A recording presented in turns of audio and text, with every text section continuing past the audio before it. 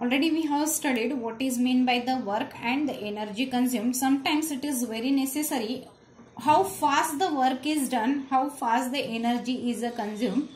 Okay, so for that the another term in physics we are going to study, and that is the power. For example, from the class, if I will ask two students to climb 50 steps, let us consider that both are having the similar weight, both the students, and they have to climb the height of 50 steps. It means the work done by both the students will be the same. But if one student has completed that in 20 seconds and another student has completed in 35 seconds, then rate of doing the work will be different for them. Because rate of doing the work means how much work they have done. It means their weight multiplied by how much is the height of the 50 steps divided by how much time they have taken. Now he is taking the less time. It means the rate of doing work for this student, it is the greater than these students because he is taking the more time.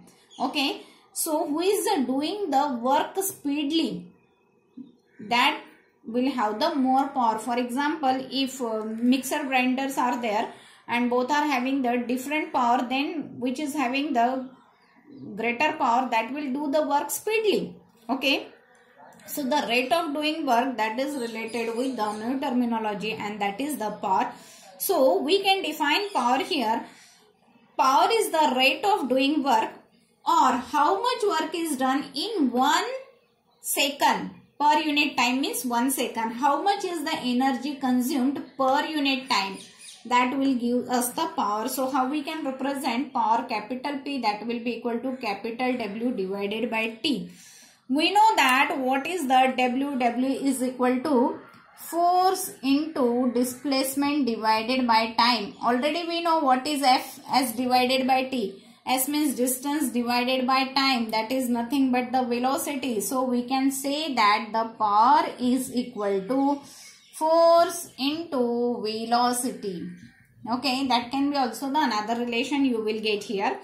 Now we are going to study what is the SI unit of the power. Already we know the SI unit of the work is joule and SI unit of the time is second. So joule per unit second, that is the unit of the power, and that is called as a watt. Okay, Watt is the name of the scientist. He was the Scottish scientist, you must have heard, James Watt, who has designed steam engine. Okay, so after his name, the name of the SI unit name of the SI unit power is kept as watt. Now if the work is done by the machine or that agent at a constant rate, then it will be, power will be the same. Otherwise we have to find out the average power. We know that we can find out the average speed, because from one place to another place if you are going, then at all the instances speed will not remain same, it will vary, and hence we have to find out the average speed. Average speed means what is the total distance covered divided by the total time taken. Okay, now here how we can find out the average power? Average power will be equal to what is the total work done divided by the total time taken, that will give us the average power. Okay, now energy and power both are the different terminology. In energy, how much work is done, how much energy is consumed or spent, that is only is taken, but in power, work, energy and time is also taken into consideration. Now here we can see that the unit of the energy is very small. Many times how much is the electric energy we are consuming, that is coming in light bill in terms of the units. Okay, for example, last month reading was this one and this month reading is this. It means you have consumed in this 150 units. Okay, what is that unit? That is the commercial unit of the energy, and that we are going to study. Now here the unit of the SI unit of the power is watt, but power can be represented in different bigger units also. And what are that bigger units? Bigger units are kilowatt. Kilowatt means what? 1000 watt. Okay, and it can be also represented in a horsepower. Horsepower, normally this unit is used in a engineering field. Okay, 1 horsepower, that will be is equal to 746 watt.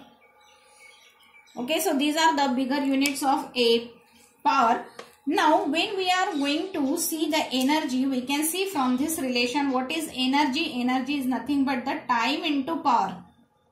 Okay, so time into power, that we can write down as the energy. As we want the bigger unit of the energy, it means commercial unit of the energy. Bigger unit of the power we are going to take, bigger unit of the time we are going to take.